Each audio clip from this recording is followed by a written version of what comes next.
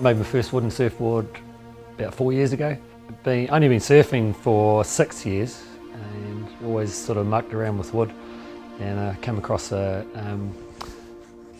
kit for making wooden surfboards on Trade Me. It didn't really look like the sort of thing I wanted to do, so I had a wee look around the internet and I came across the Tree to Sea forum, which is a site for wooden surfboard makers. The guy that runs it, he would give you a template for a wooden surfboard in return for some money to plant some trees. So that kind of idea appealed. The two I'm doing at the moment, they're both guys that I've known for 2 or 3 years, and they've seen me with the wooden board myself and they've got quite interested. The custom designing part is getting to know guys and figuring out what it is that they're actually wanting and what type of surfing they do. And also it's good to meet people that have a bit of a passion for wood as well. And my daughter Sarah, she asked me if I'd make one for her, and she used that for a little while, just when she wanted to learn to surf.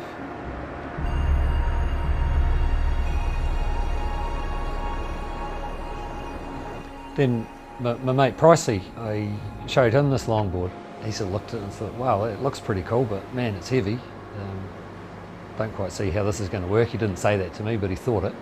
But being the good mate he is, he agreed to take it and try it. And then he got quite interested in it as well. The weight gives the boards momentum.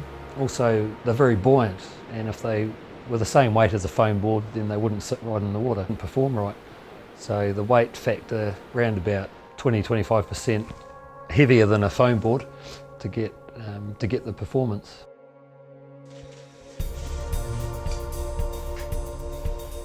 The biggest failures came from the glue not bonding, and also the choice of timber. Some of the timbers wouldn't hold the shape. Timber has a memory, and it has its own mind about how it wants to be.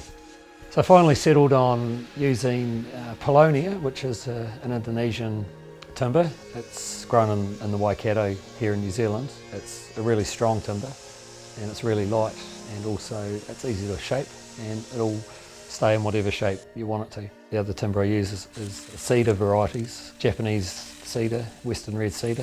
Those are also good timbers, nice and light, but they'll hold their shape well.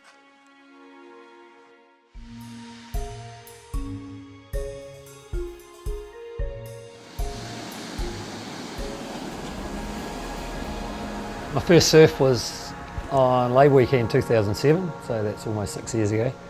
And at the time I was working with Pricey. We were both counsellors at the same place. We've been working together probably 4 years, and at first when I met him I thought, oh, this guy really loves surfing, and he goes on about it a lot. He tries to get everyone else interested too. And as the time went by, he kept inviting me to go with him, and I didn't really want to. It didn't sound like much fun, to be honest, being out in the cold water, getting knocked over by waves and thrashing around, and he pushed me onto a wave, and I caught the wave and I thought, man, this is pretty cool. And so it was that moment, I suppose, that I'd heard about, where people get hooked on it. It's still a real passion and a real buzz, and I find myself getting a bit antsy after a week of not getting in the water. Passion is partly to do with, I don't know, just seeing something coming together, and from bare bits of timber and into the finished product, and staining or finishing it, and really seeing the grain coming through.